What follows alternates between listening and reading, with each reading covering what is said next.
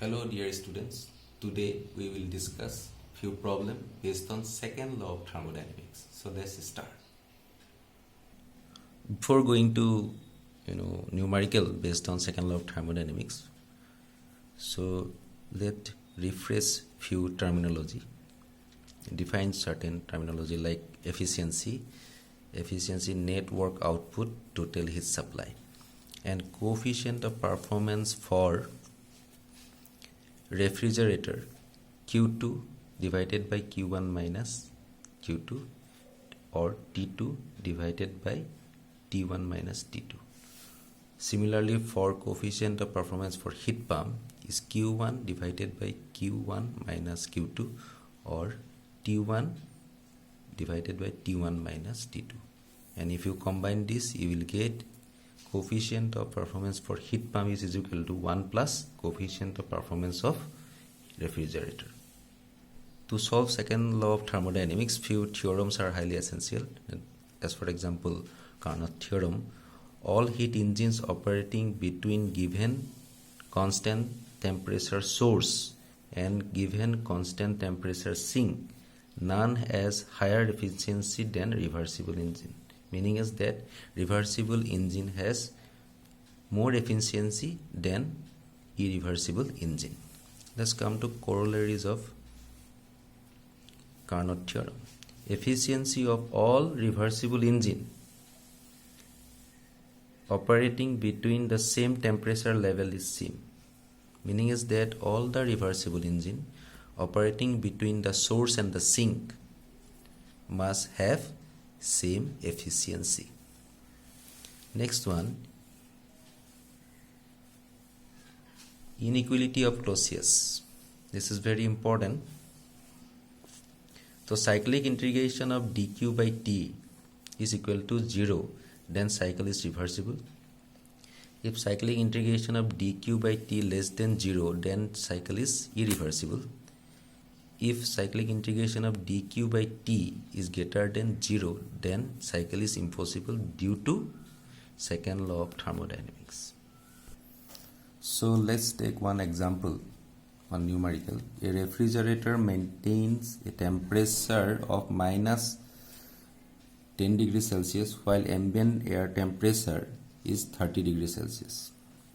Heat leakage into the freezer is estimated to be at a continuous rate of 2 kilojoule per second. Determine the least power needed to pump this heat continuously. This is the problem. So let's solve the problem at first. So here given data are, so at first we have to draw the figure. This is your T1.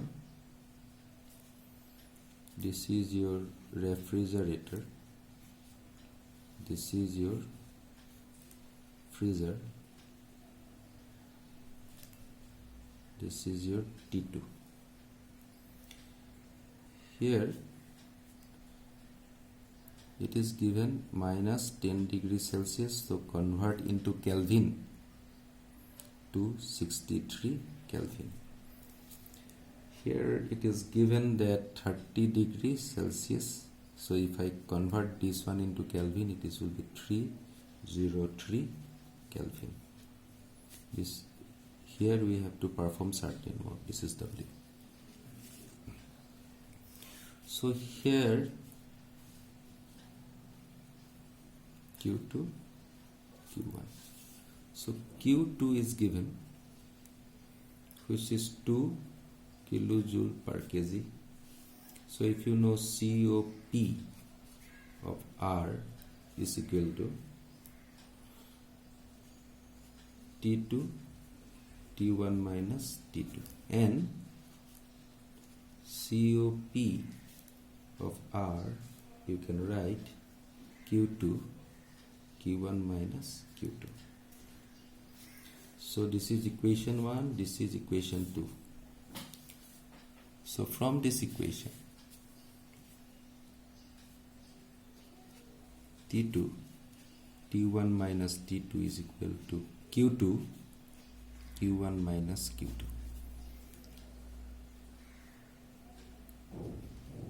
if you simplify, you will get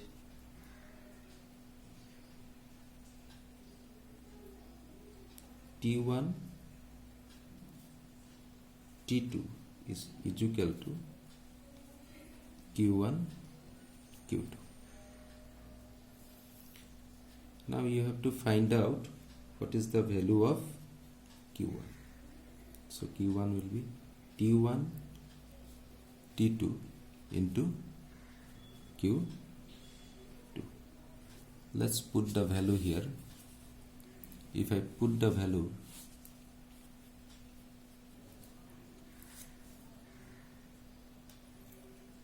(303) divided by 263 into 2. This one given in terms of kilojoule per second. So here, after calculation, you will get 2 into 2304 kilojoule per second. Now you have to find out the work done. So W is equal to Q1 Q2. So this is 2.304 minus 2, which is equal to 0.304 kilojoule per second. So power required to pump will be 0.304 kilojoule per second. This is the problem. So let's start the second problem. An engine manufacturer claimed to have developed a heat engine with the following specifications. Power developed 75 kilowatt, fuel burn 5 kg per hour, heating value of the fuel 75,000 kilojoule per kg, and temperature limit, this is 1000 Kelvin and 400 Kelvin, that is for the source and the sink. Is the claim of the manufacturing is true or false? We have to check. Let's start the problem. Here work done is given. Work done is equal to 75 kilowatt. So you just convert this one into kilowatt, means what? 75 kilojoule per second. We convert this one into second. So it will be 75 into 3600 kilojoule per second. So it will be 27 into 10 to the power 4 kilojoule per hour. Okay, per hour. Next is heat supply. Heat supply. Heat supply is mass of the fuel. Mass of the fuel into heating value. Heating value of the fuel. Mass of the fuel is already given, 5 kg per hour, into heating values 75,000, and here this value will be, after calculation, 37.5 into 10 to the power 4 kilojoule per hour. So we are converting work done and heat supply in terms of kilojoule per hour. Let's find out the thermal efficiency. Thermal efficiency. So thermal efficiency is given by work done divided by heat supply. It is 27 into 10 to the power 4 divided by 37.5 into 10 to the power 4. After calculation you are getting 0.72, so that is 72%. This is your thermal efficiency. By using temperature limit,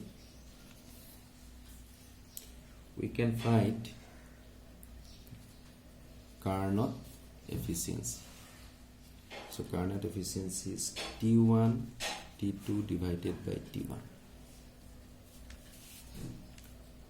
So here this is 1000, this is 400 divided by 1000. So this is 0.6. So meaning is that this is 60%.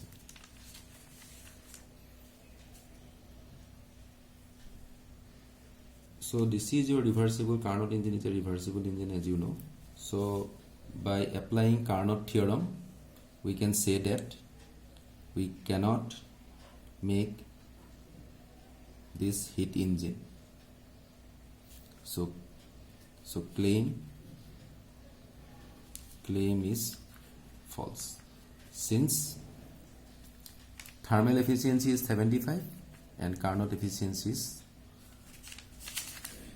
60%. So claim is false according to Carnot theorem. So let's start another problem. A heat engine is supplied with 2715 kilojoule per minute of heat at 650 degrees Celsius. Heat rejection takes place at 100 degrees Celsius. Specify which of the following heat rejection represent reversible, irreversible or impossible result. Number 1, 867 kilojoule per minute, 1015 kilojoule per minute, 1495 kilojoule per minute. This particular problem is based on inequality of Clausius. So at first T1 65 degrees Celsius plus 273, let's convert into Kelvin, 923 Kelvin. T2 is 100 degrees Celsius plus 273, so it will be 373 Kelvin. So let's start with a case number 1. So cyclic integration of dq by t is equal to q1 t1 q2 t2. So it is given 2512 divided by 923 minus, in the first case it is 867 divided by 373, and this value will be 0.347, which is greater than equal to 0. So this is impossible. The first case is impossible. Let's come to the second one. dq by t, q1 t1 q2 t2. Here that will be remain same, and here it is given 1015 divided by 373. So if you do the calculation, you will get this equal to almost 0. So cycle is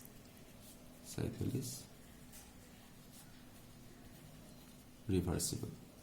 Let's come to the last one. Cyclic integration of dq by t is equal to dq t1 minus q2 by q2.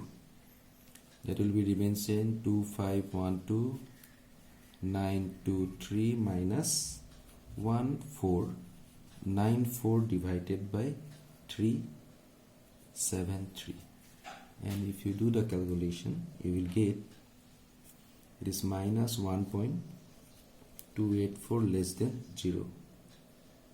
So cycle is irreversible. Those are the three problems based on second law of thermodynamics. So if there is any doubt, you can ask me. Stay safe.